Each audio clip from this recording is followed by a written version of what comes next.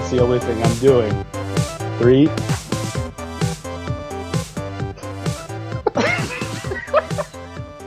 Someday you'll do that bit and I won't start the show laughing. Hey out there, all you K-Cups and snack packs. It's another episode of Team Hurricane Returns. I am paperback writer Shaun Hamill. And I am paperback reader Daryl Smith, Jr. For a second, I thought you were going to leave off the junior there and like try to usurp your dad. Well, you know, he's not going to be around forever, so I might as well take his place now, right? Isn't that how kings, right. Kings and princes and shit, yeah. right? The line of succession is very clear in this Sure. case. You've got a good case. Sure. I don't, for the record, I don't want my dad to die anytime soon, and I'm not going to kill him. So. Yeah, well, it's not like there's a kingdom to inherit necessarily. Sure. Well, you know, maybe his business. This is mine now. And then they're like, do you know how to do any of this stuff? And I'm like, no, not at all. No! Oh, damn it. I should have got his knowledge too, not just the business. Cut to Daryl dragging his dad's corpse up to the pet cemetery. Yep. And then the Ramones song Pet Sematary starts playing, just like the end of Pet Sematary. Pet Sematary. That is such a weird choice of end credits music. Well, I mean, they wrote it specifically for, you know, that movie. Well, I guess what I'm saying is I think it's a weird choice to ask the Ramones to write. I mean, it's not the Ramones' fault. You know, it's not like you hear Motorhead Hellraiser 3, you're like, got it. You hear... Nailed it. Yeah. But with the Ramones' Pet Sematary, you're like, oh. Have you listened to Pet Sematary by the Ramones? I love that song, by the way. I haven't heard it since I watched the movie about 10 years ago, so I should probably go back. The chorus is, I don't want to be buried in a pet cemetery. Like, that's the chorus. Like, I don't want to be buried in a pet cemetery. That sounds fun. And for a story that's about grief and mourning, like, you know, why it's important to let go and the dangers of playing God, to get the Ramones to write a catchy hook. And it was for your catchy. end credits. But dark.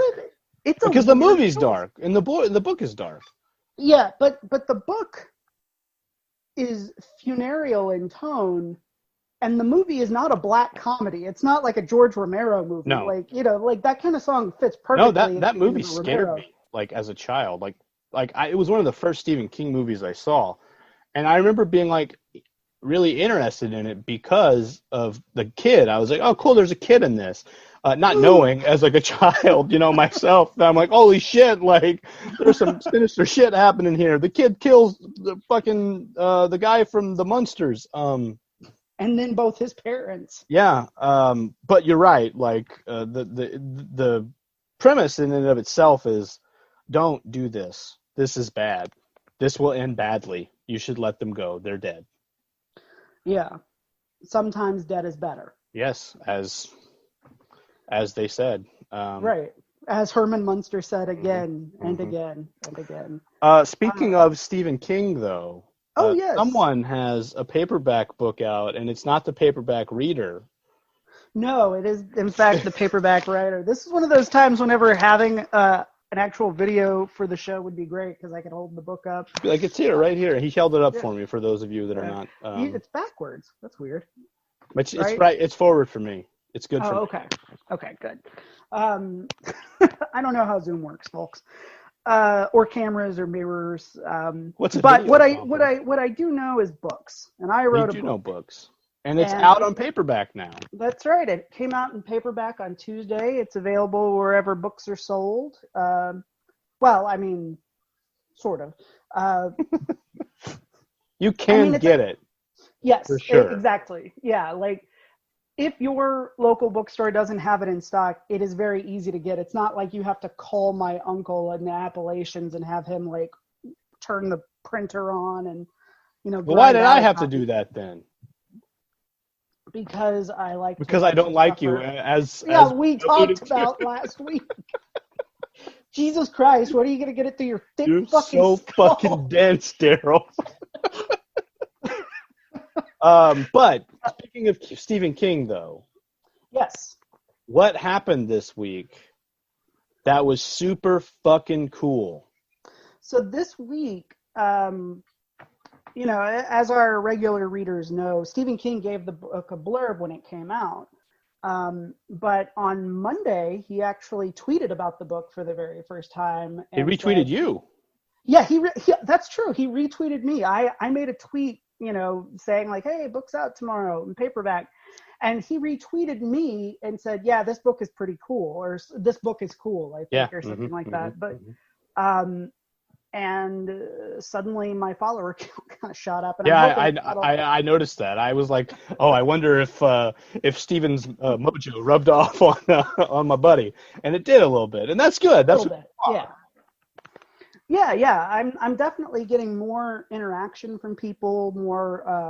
I'm hearing from more people, and everybody's been pretty nice so far. Like I know it's coming. The not so helpful person, unlike the one we described last week, will be along at some point, and then I will have truly made it.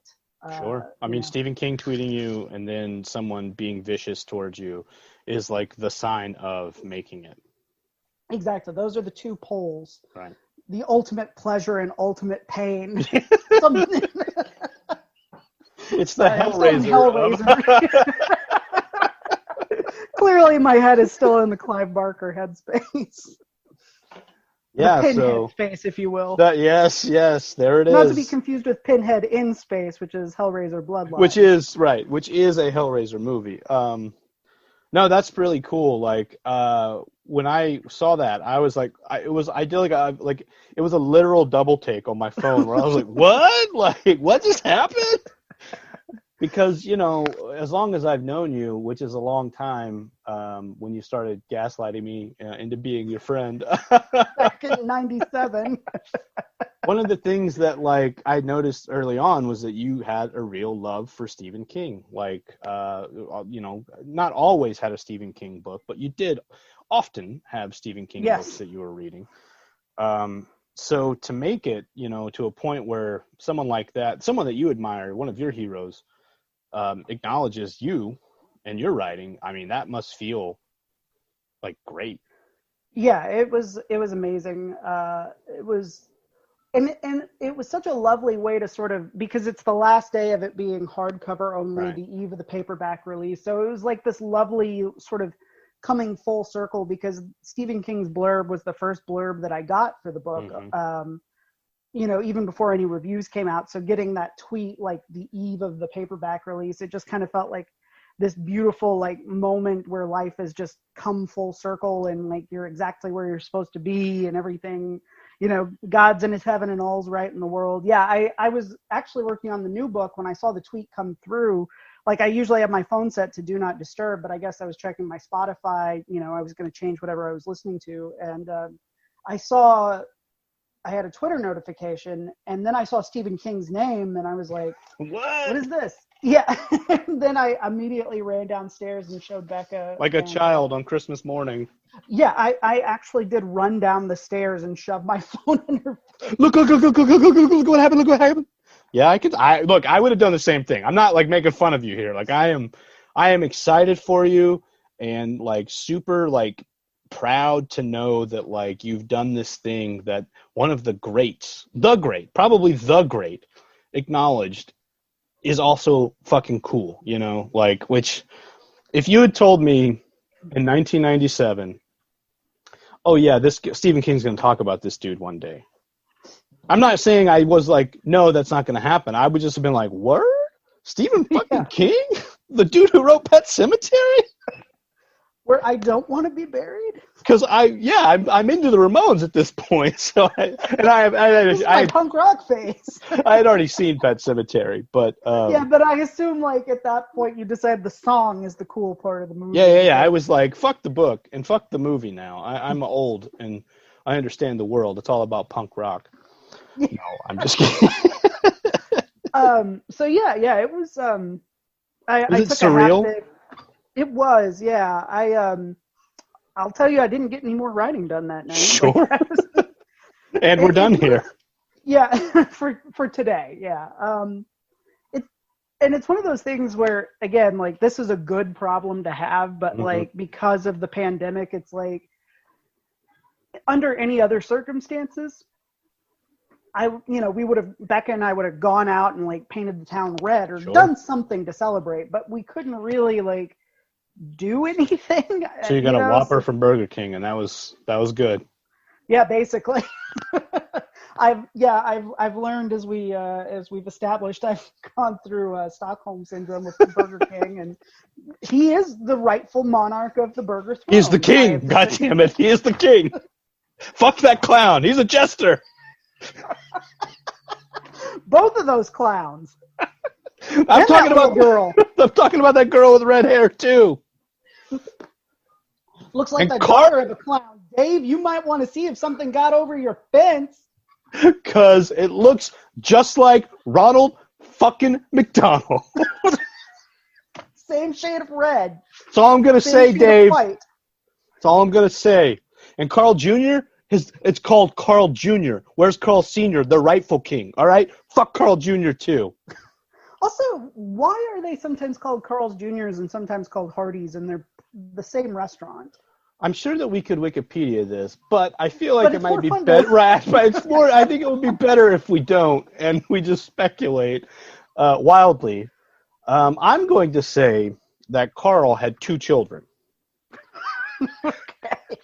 And one of them was Carl Jr. And the other one's name was Hardy. And that's how it happened. And when the time came to split the fortune, both wanted to open a burger restaurant, but they couldn't agree on a name, although they agreed on literally everything. They were like, branding should be the same, logo should look the same font, menu the same. Prices, uniforms. Everything is the same, but I am not fucking budging on the name of the restaurant, because this is my restaurant, goddammit. So Carl Jr., right, the eldest, and Hardy went their separate ways. This is like a biblical story. This is like Jacob and Esau.